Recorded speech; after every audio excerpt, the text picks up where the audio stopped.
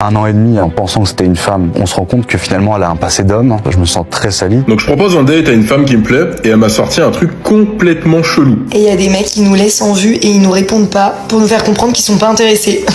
Ils ont pas compris. En fait, c'est exactement ça qui nous intéresse quand ils sont pas intéressés. Il y a un principe auquel je ne crois pas, c'est le fait de se quitter. Ça veut dire que si tu décides de me quitter, je vais t'harceler. Si tu me parles et t'es pas affolé de me parler, je vais trouver ça pas normal. Je suis une perverse narcissique. Alors bien sûr que je te fais croire que je t'aime alors qu'en réalité je ne t'aime pas. Je suis un psychopathe parce que mon mec, il faut qu'il me mette sa localisation et que je puisse le pister dès qu'il sort. Je regarde rue par rue et à chaque endroit où il s'arrête, je fais une capture d'écran pour remettre l'adresse dans mes notes. Un ex à moi, comme il m'avait fait quelque chose de vraiment impardonnable, j'ai tenté de mettre le feu à son immeuble. Je me suis déjà déguisée en buisson devant chez la personne pour voir à peu près les heures où il rentrait, plaque d'immatriculation de lui, ses amis. Je suis une ancienne stalkeuse et une ancienne folle, maintenant à la retraite. Donc je vous donne toutes les techniques pour traquer votre mec. Moi j'ai l'habitude de dominer, donc c'est vraiment ce que je préfère. Relation longue date, ça m'intéresse pas. Tant qu'il n'y a pas de domination, que je sais que voilà, ça ne m'intéresse pas. Ne ressens jamais de pitié pour un homme. Jamais. Pas un gramme. Je peux regarder un homme qui est en difficulté financière et je vais jamais l'aider. Et je vous dis, les mecs, faut leur faire du mal. Faut leur faire du sale. Il faut qu'ils pleurent chaque soir dans leur putain de lit. Il était perdu, notre couple. C'est depuis que t'es malade que moi je me sens drôlement mieux depuis que c'est malheureux, mais je me sens drôlement mieux depuis que t'es malade. Maintenant je suis égoïste, mais au moins t'es qu'à moi. 14 vidéos de violence où elle me bat. Je dépose plainte 2 fois. Une agression aussi en ville à 5 personnes. Elle enlève ma fille pendant 2 mois. Elle a jamais été inquiétée. Pourquoi tu veux rester ici? Mais parce que c'est ma maison. Ils ont leur rythme. Mais oui, c'est ma maison. C'est moi je vais garder mes enfants. Alors, je rappelle que vous avez quitté ce garçon en découvrant un jour qu'il a 13 ans. Ça fait quelques mois que vous le fréquentez et vous êtes tombée enceinte. Oui. Le jour où vous découvrez qu'il a 13 ans, vous partez avec votre bébé. Il ne saura jamais finalement. Jamais. Jamais. Non. A-t-on le droit de refuser de le faire quand elle a ses règles car à Skip, je suis un homme princesse. Comment manipuler un homme? Ouais monsieur, n'importe où, mais accéléré. Nous sommes en guerre. Tu sais ce qui est le plus tabou aujourd'hui? Dire que les hommes aussi sont victimes de harcèlement. On imagine toujours que ce sont eux les bourreaux, jamais les victimes. Pourtant, de plus en plus d'histoires émergent. Des mecs qui se font traquer, harceler de messages, menacés, parfois même manipulés par des femmes qui profitent de leur silence. Et le pire, c'est que personne n'en parle. Bizarre. Parce qu'un homme qui ose dire qu'il est harcelé ou manipulé, ça fait sourire. Parce qu'aller au commissariat pour dire qu'une femme t'a pourri la vie, c'est encore vu comme ridicule. Mais derrière cette honte, il y a une réalité qu'on ne peut plus ignorer. Des hommes souffrent en silence. Si tu es nouveau sur la chaîne, abonne-toi pour ne pas manquer mes prochaines vidéos. On est parti! Numéro 1, quand la drague et les émotions deviennent du harcèlement. Ça fait quelques semaines que je me fais harceler par une femme qui a trouvé l'adresse de chez moi et qui s'est pointée. Et pour vous la faire courte, il y a quelques semaines, il y a une femme qui s'est pointée au restaurant de mon pote à Lyon. Et mon pote m'a écrit, m'a dit, il y a une fille qui est venue à mon restaurant, elle a cherché après toi. Elle m'a demandé où t'étais, je lui ai dit que t'habitais pas sur Lyon. Et elle a demandé absolument à ce que tu la recontactes. Elle m'a donné son prénom. Et du coup, elle m'a dit qu'elle t'avait sur les réseaux, donc recherche-la parce qu'elle a dit que c'était urgent ce qu'elle avait à te dire. Je me suis dit que c'était bizarre parce que je connaissais aucune fille de ce prénom-là et surtout encore moins du côté de Lyon. Donc ma curiosité, je fais quoi? Je vais regarder dans mes messages, je retrouve le nom qu'il m'avait donné. Du coup, j'écris à une fille qui avait ce prénom-là, je lui dis salut, ça va? Est-ce que c'est toi qui es passé au restaurant de mon pote? Et elle me répond oui, j'ai quelque chose d'urgent à te dire, il fallait absolument que je te voie, nanana. Je lui dis, qu'est-ce que tu as à me dire d'aussi urgent? En gros, elle me dit, c'est assez volumineux ce que je dois t'envoyer. Est-ce qu'on peut discuter autre part que je t'envoie ça?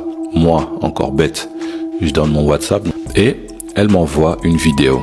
La vidéo, je vous la mets. En gros, le message sur le papier dit « J'aimerais que tu sois mon époux, mon complice, mon confident et le père de mes enfants. » C'est assez effrayant quand même. Suite à cette vidéo-là, elle me fait une longue déclaration derrière en me disant que je suis l'amour de sa vie, que c'est Allah qui veut qu'on soit ensemble, blablabla, tout un truc. Donc, suite à ça, je la remercie et je dis que je suis touché, mais que je suis pas intéressé. Ça, elle a continué de m'écrire. Je répondais pas. Au début, non, pardon, je mens. Au début, je répondais gentiment. Ok, je répondais, mais je repoussais le truc et je lui disais que je pouvais pas, j'étais pas intéressé, j'étais pas disposé, je ne voulais pas. Mais elle continuait de m'écrire. Jusqu'au jour où elle m'a envoyé ça. Elle m'a envoyé une photo du quartier où j'habite, une photo qui était à 50 mètres de chez moi. Elle m'a dit, je suis dans ton quartier, t'es où? Là, j'ai commencé à avoir un peu des sueurs froides parce que je me suis dit, c'est quoi le délire? Sachant que cette fille-là, je ne savais pas à quoi elle ressemblait. Encore à l'heure actuelle, je ne sais toujours pas qui est cette personne. Je ne peux pas mettre un visage sur ce nom. Mon pote me l'a décrite. Et encore, parce qu'en fait, vu qu'elle était voilée, il a juste pu me dire les traits de son visage et pas grand chose en gros. J'ai arrêté de répondre à cette personne. J'ai arrêté de répondre jusqu'au jour où elle m'a envoyé ça quelques jours après. Une photo de la porte de chez moi. Et elle m'a dit qu'elle était là, une fois de plus. Et là, j'ai commencé à flipper. Elle a fait des recherches pour savoir où j'habitais. Elle s'est pointée. Et elle m'a dit qu'elle était restée là et qu'elle voulait absolument me donner un cadeau. On parle souvent des mecs lourds, mais on oublie que ça existe aussi dans l'autre sens. Certains hommes reçoivent des dizaines de messages insistants, parfois à caractère sexuel, même après avoir clairement dit non. Vraie question, a-t-on le droit de refuser de le faire quand elle a ses règles? Car, à skip, je suis un homme princesse. Les gars, dites-vous qu'à la base, je ne voulais même pas faire cette vidéo, mais là, je pense que je me dois de réagir. Je pense que le message parle de lui-même. Et si je me permets d'avoir un avis et d'émettre un jugement, c'est parce que j'ai tout le contexte de la situation. Le truc, c'est que je suis partagé entre le fait d'être extrêmement révolté de la situation et très interrogatif à quel point aujourd'hui, vous voyez où est-ce que ce nouveau concept d'homme-princesse a été poussé. Ça veut dire qu'aujourd'hui, parce que le mec refuse de faire quoi que ce soit avec la nana parce qu'elle est dans sa période féminine, il est considéré comme étant un homme princesse. Dois-je donc vous rappeler ce que c'est que la notion de consentement et que ce n'est pas unilatéral, que ça va dans les deux sens? Quand une femme refuse pour X ou Y raison d'écarter les cuisses, un homme a tout à fait le droit de refuser pour X ou Y raison d'enfourner une jolie gazelle. Donc là où je m'interroge, c'est est-ce qu'un homme finalement n'a pas le droit de dire non?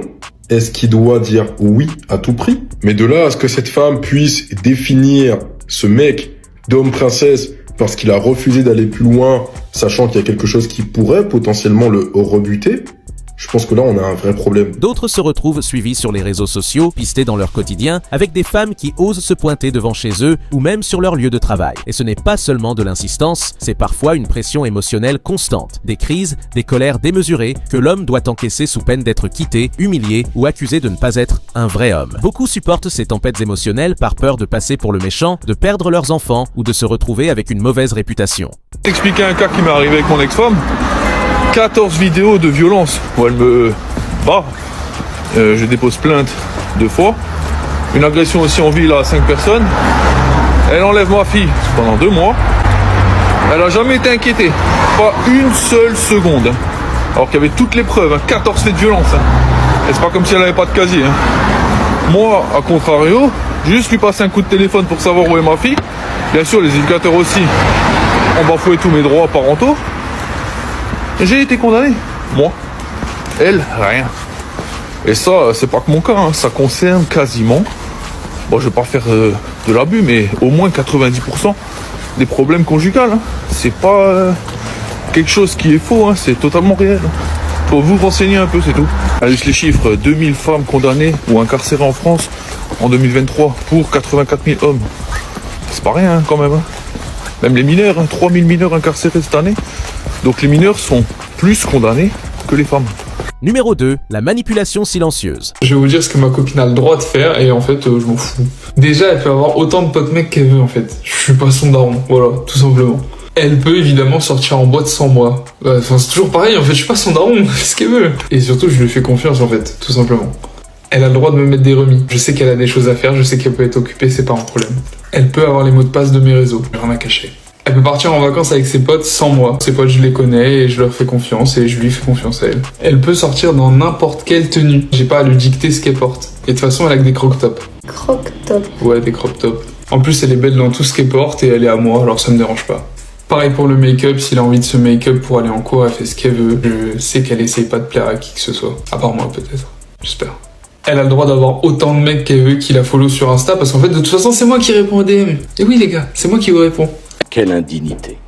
Le harcèlement peut être visible, mais il peut aussi être invisible. Manipuler la vérité, cacher une infidélité, tromper sur la paternité d'un enfant, taire un passé trouble, ce sont aussi des formes de violence psychologique. Des hommes découvrent après des années que l'enfant qu'ils ont élevé n'était pas le leur. D'autres réalisent qu'on leur a menti sur la fidélité ou sur la stabilité émotionnelle de leur partenaire. Et le problème, c'est que quand un homme dénonce ces manipulations, il passe souvent pour jaloux, possessif ou paranoïaque. C'est une stratégie qui isole et détruit peu à peu la confiance. En France, près de 500 000 hommes déclarent avoir subi au moins un acte de violence physique ou sexuelle. Et si on élargit à la manipulation ou au contrôle psychologique, le chiffre est sans doute bien plus grand, même s'il reste dans l'ombre. Vous lui avez quand même envoyé un petit mot à ce pauvre Isaac. Vous pouvez le dire pour lui expliquer pourquoi vous le quittiez? Non, rien. Alors je rappelle que vous avez quitté ce garçon en découvrant un jour qu'il a 13 ans. Ça fait quelques mois que vous le fréquentez et vous êtes tombée enceinte. Oui. Le jour où vous découvrez qu'il a 13 ans, vous partez avec votre bébé. Il ne saura jamais finalement? Jamais. Jamais? Non. Il l'a su, il y a quand on s'est retrouvés, mais alors, à l'époque, non. Vous vous êtes retrouvés? Ça va durer combien de temps cette fugue? Peut-être 5 ans. Numéro 3. Pourquoi les hommes ne parlent pas? 1 an et demi en pensant que c'était une femme, on se rend compte que finalement elle a un passé d'homme. Je me sens très sali. Quelque part, c'est un vieux avec ruse. Hein. On s'est fait passer pour ce qu'on n'était pas. Et si j'avais eu ces éléments en ma possession, je l'aurais pas fréquenté. Donc dans le même sens, on s'en salit 2 fois d'ailleurs. Hein. Quand on apprend qu'elle est transgenre et qu'elle est prostituée et infidèle et tout le reste. C'est pas ce qu'on voulait au début. Hein. On est quand même fondamentalement très attaché à cette personne. Je l'aimais beaucoup, cette personne. Je veux faire des enfants avec la personne que j'aime. Et ça, je le dis dès le début de la relation. Donc le minimum syndical aurait été d'être honnête avec moi à ce sujet. Au moins de préciser une stérilité. Ensuite, est-ce que j'ai pas le droit de souhaiter une femme biologique dans ma vie? Est-ce que j'ai besoin de justifier le fait que j'aimerais une vraie femme authentique, qui n'a pas des troubles mentaux? Le silence des victimes masculines n'est pas une preuve que ça n'existe pas. C'est juste la conséquence d'une double peine. D'un côté, ils subissent la violence, la manipulation, le harcèlement. De l'autre, ils doivent encaisser le regard des autres. Les blagues, le déni, tu imagines? Aller au commissariat et expliquer que ton ex t'a piégé avec un enfant qui n'est pas le tien, ou qu'elle se pointe devant chez toi tous les soirs, ou qu'elle t'inonde de messages pour t'insulter, et voir les policiers sourire. Pour beaucoup d'hommes, ça ne vaut même pas la peine d'essayer. Alors, ils gardent tout pour eux. Et cette honte, cette solitude, détruit des vies. Si c'est mes droits, non, je vais acheter. L'argent que je te dois, tu t'achètes un studio. Mais non, pourquoi? Et je te souhaite tout le bonheur du monde dans un studio. Mais pourquoi? Mais pourquoi tu veux rester ici? Mais parce que c'est ma Les maison. enfants, ils ont leur rythme. Mais oui, c'est ma maison. C'est moi qui vais garder mes enfants. Les enfants, ils ont besoin de leur chance. Pourquoi? J'ai une grande famille aussi qui Quelle peuvent. famille? Tu les vois jamais, ta famille? Toi, si tu les vois jamais, ta grand-mère, elle est là. Ta grand-mère est là, t'as jamais été voir. Allez, arrête, hein, s'il te plaît. Mais j'achète l'appartement. Ça va, ok. Ah ben, tu Ça sais va? quoi? Réfléchis bien à ce que tu es occupé à faire. Parce que, en fait, Tu me menaces? là, c'est que tu es occupé. Non, je te menace pas. Je te dis simplement qu'il faut qu'on soit intelligents tous les deux. Je suis conscient. Parce que sinon, je vais devoir prendre un avocat. Et toi, tu vas devoir payer aussi. Et que les avocats, c'est 100 € par heure. Donc, tu réfléchis ça dans ta tête. Et réfléchis bien à ce que tu veux faire. Numéro 4. Les conséquences invisibles. Il y a un principe auquel je ne crois pas, c'est le fait de se quitter. Ça veut dire que si tu décides de me quitter, je vais t'harceler, malheureusement, et je ne le fais pas exprès. Quand mon ex il m'a trompé l'année dernière avec une fille et il m'a bloqué de partout, ce gros clochard. Je te fais des bisous si tu passes par là. Il m'avait bloqué de partout et du coup ce que j'ai fait c'est que je suis partie sur PayPal et je lui ai envoyé des 1 centime avec des messages pour continuer la discussion. Et je lui ai envoyé tellement de centimes qu'il m'a remercié en me disant qu'il était à découvert et que grâce à moi il l'était plus.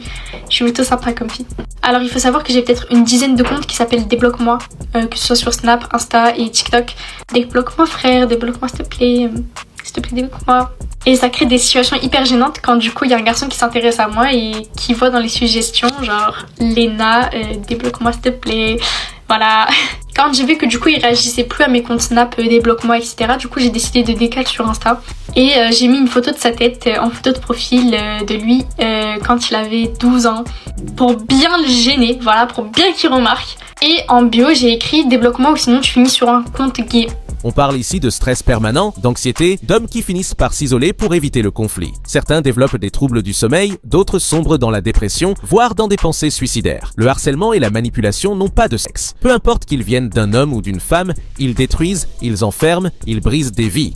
Mais tant qu'on continue à fermer les yeux sur ce que subissent certains hommes, on les condamne à souffrir dans l'ombre. Alors pourquoi cette vidéo? Parce qu'il est temps d'en parler. Oui, les femmes sont victimes de violences, c'est une réalité qu'il ne faut jamais nier. Mais les hommes aussi. Et refuser de le reconnaître, c'est créer une société à deux vitesses. Un homme a le droit de dire non, il a le droit de poser ses limites, il a le droit d'être respecté, et il a le droit de dénoncer une manipulation sans passer pour le coupable. Si tu regardes cette vidéo et que tu as déjà vécu une situation similaire, sache que tu n'es pas seul, et que ta souffrance est légitime. Il est temps de briser le tabou, d'ouvrir les yeux, et de reconnaître que le harcèlement et la manipulation, qu'ils touchent un homme ou une femme, doivent être combattus avec la même force. Comment manipuler un homme?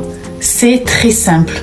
Tu touches pas à son cœur, mais tu touches à son ego. Et c'est là où tout se joue. Alors écoute bien. Premier move, tu le rends incertain. Et là, je te parle pas de le ghoster 3 jours pour faire la meuf occupée, non. Là, je parle de créer une vraie tension. Tu réponds pas tout de suite, tu restes présente, mais jamais acquise. Et lui doit se demander, mais est-ce qu'elle s'intéresse vraiment à moi? Deuxième move, tu deviens imprévisible. Un jour, t'es douce, attentionnée, collante. Le lendemain, t'es froide, occupée, indifférente. Pourquoi? Parce qu'un homme, il s'attache pas à ce qu'il comprend, il s'attache à ce qui le perturbe, à ce qu'il n'arrive pas à saisir. Troisième move, tu le valides rarement, mais toujours avec élégance. Il te complimente, tu souris, tu dis merci, mais tu t'emballes pas. Il te propose de sortir, tu lui dis « je te redis », même si t'as rien de prévu, tu doses, tu donnes, puis tu te retires. Et c'est là qu'il va commencer à cogiter. Quatrième move, l'effet miroir plus ton aura. Tu lui rends ce qu'il te donne, ni plus ni moins. Il devient distant, tu deviens glacial. Il insiste, tu redeviens légère. Et tu ne supplies jamais. Si ce sujet te parle, partage cette vidéo. Mets un commentaire pour dire ce que tu en penses ou même pour témoigner si tu en as la force. Abonne-toi pour ne rien rater parce que ce genre de vérité, tu ne les entendras pas ailleurs.